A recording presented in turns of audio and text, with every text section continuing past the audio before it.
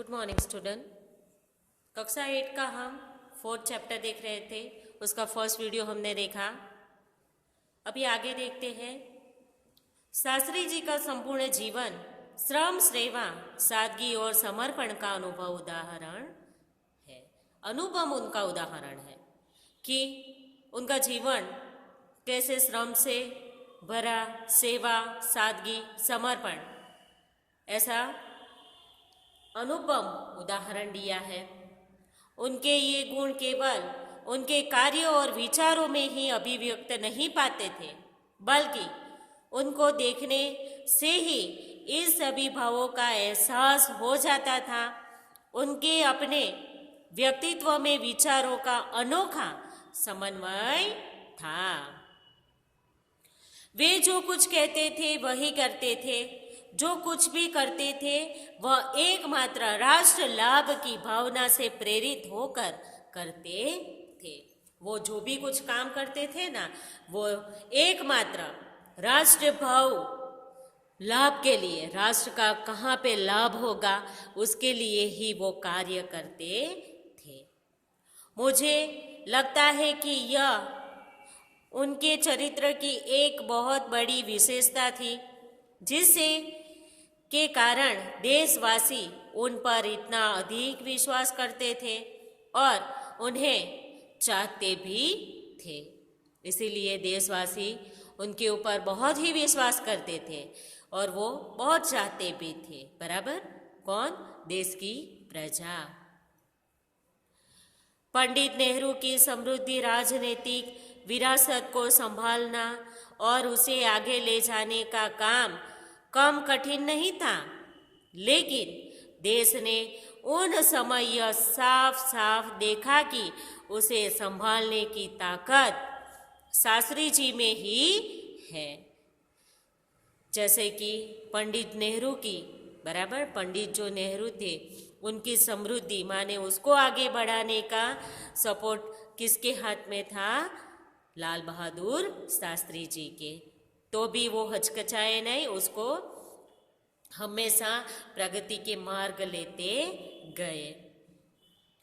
लेकिन देश ने उन समय वो साफ साफ देखा कि उसे संभालने की ताकत शास्त्री जी में ही थी और शास्त्री जी ने अपने निर्मल चरित्र और दृढ़ संकल्प शक्ति द्वारा देश की इस आकांक्षा को पूरा किया।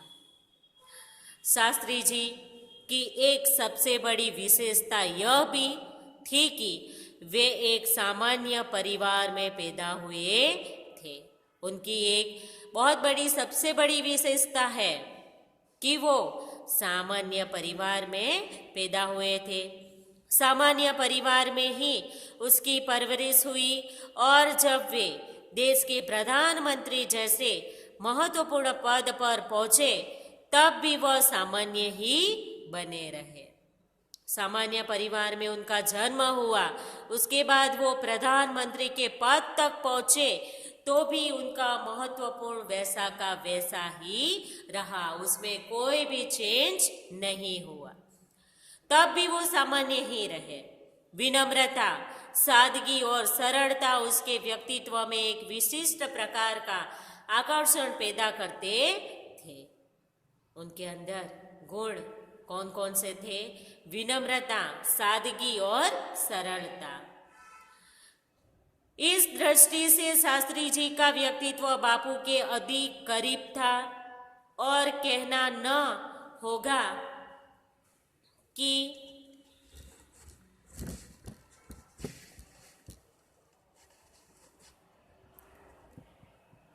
बापू से प्रभावित होकर ही सन 1921 में उन्होंने अपनी पढ़ाई छोड़ दी थी। बराबर? बापू की प्रभावित से उन्होंने अपनी पढ़ाई कौन सी ईस्वी में छोड़ दी थी? तो 1921 में उनकी पढ़ाई छोड़ दी थी।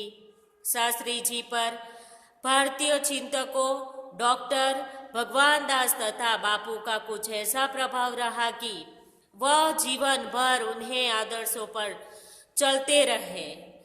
तो शास्त्री जी के जीवन के ऊपर किसका महत्वपूर्ण प्रभाव था? तो पहले था डॉक्टर भगवान दास और दूसरा बापू। याद रखना बच्चों। जीवन भर उन्हें आदर्शों पर चलते रहे तथा औरों को इसके लिए प्रेरित करते रहे।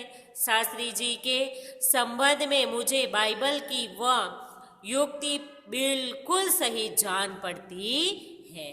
यहाँ पे शंकर दयाल शर्मा जी कहते हैं कि जो बाइबल की युक्ति थी वो यहाँ पे बिल्कुल जान पड़ती है। कौन सी है देखो, कि विनम्र ही पृथ्वी के वारिस होगे।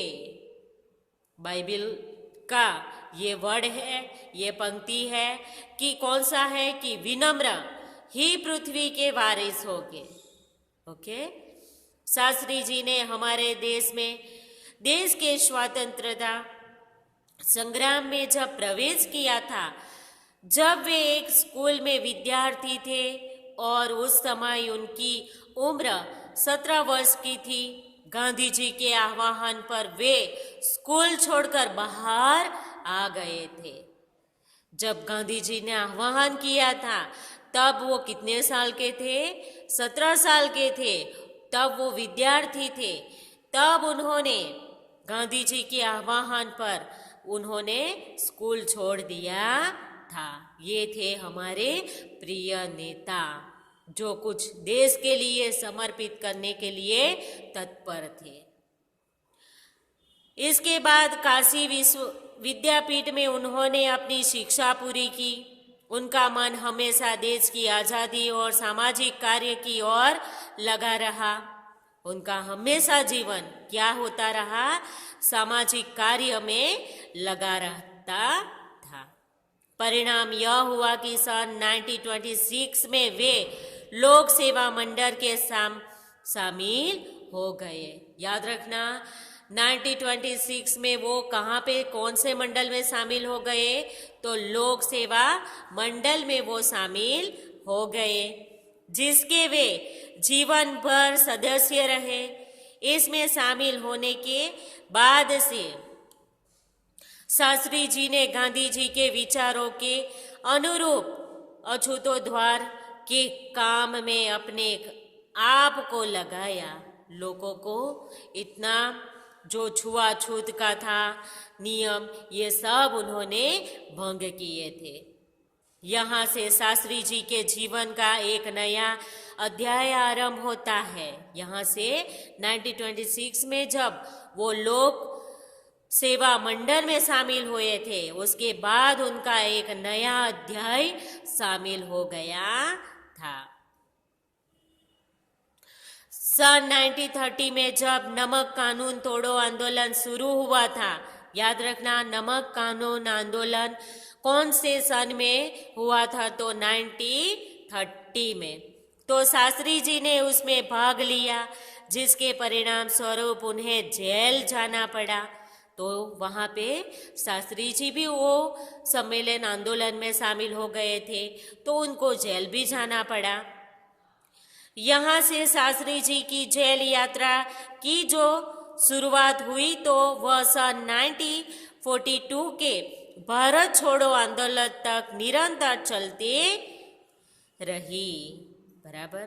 यहाँ से उनका एक अध्ययन स्टार्ट हुआ था 1930 में, तो उनका 1942 तक भारत छोड़ो आंदोलन तक वो निरंतर चलता रहा।